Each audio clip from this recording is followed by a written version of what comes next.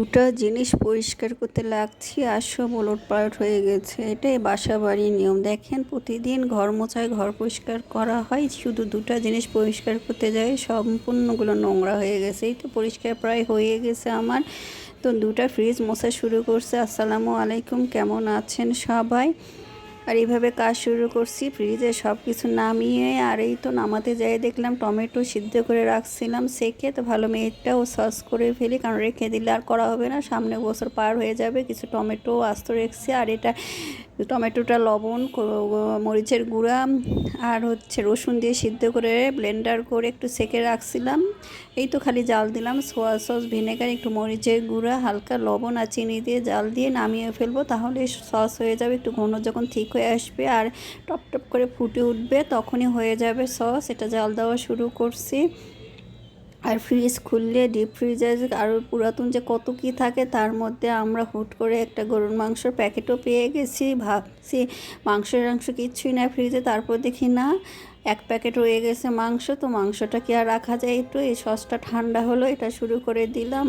Packet করা একটা সসের বোতলে নিচ্ছে আর দুটা বক্সে রেখে দিচ্ছি। যখন সসের বোতলেরটা শেষ হয়ে যাবে তখন ঢেলে এটাতেও নিব। আর এই তো গরুর মাংসটা ভিজে গেছে, উঠে নিয়ে দিলাম। রাতে রান্না করলাম। এই মাংসটাকে রাখে ছেলে মেয়ে সবাই বলতেছে রান্না করে ফেলো, যেহেতু পাওয়া গেছে বোনাস হিসাবে, তো রান্না করে খেয়ে ফেলি। এই তো রান্না উঠে দিচ্ছে, একদম মেখে কাঁচামরিচ বেশি করে দিয়ে, যেন কালারটা একটু কাঁচামরিচ হয়েছে। শুকনো মরিচ দিলে কালারটা লাল হতো, তো কাঁচামরিচ বেশি করে, কারণ এই কাঁচামরিচগুলো একদম লাল হয়ে গেছিলো। যে ভাবলাম মাংসটা দিয়ে দিই, খেয়ে ফেলি। একটু তেল কম হয়েছিল, তেল দিয়ে দিলাম। কেবল অল্প অল্প করে তেল দিয়ে দেয়, যেহেতু গরুর মাংস, যেন কাঁচামরিচটা বেশি করে দিলাম। দিয়ে তো কষে কষে রান্না করলাম।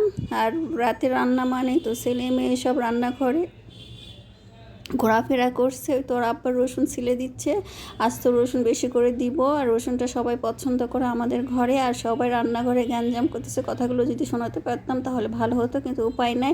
সব ছেলে মেয়ে কিন্তু এখন আমার রান্নাঘরে আছে। এই তো গল্প করতেছে, কেউ মাংস একটু পরপর কষাচ্ছে, কেউ এক পিস দুই পিস করে খাচ্ছে কষানো মাংস। এটাই আসলে পরিবারের সবাই একসাথে থাকলে মজা। আর আসলে জয়েন্ট পরিবার এমনিই ভালো লাগে। আর তো চিন্তা করি মাঝে মধ্যে ছেলে মেয়ে যদি বাহিরে যায় তাহলে খুব খারাপ লাগবে।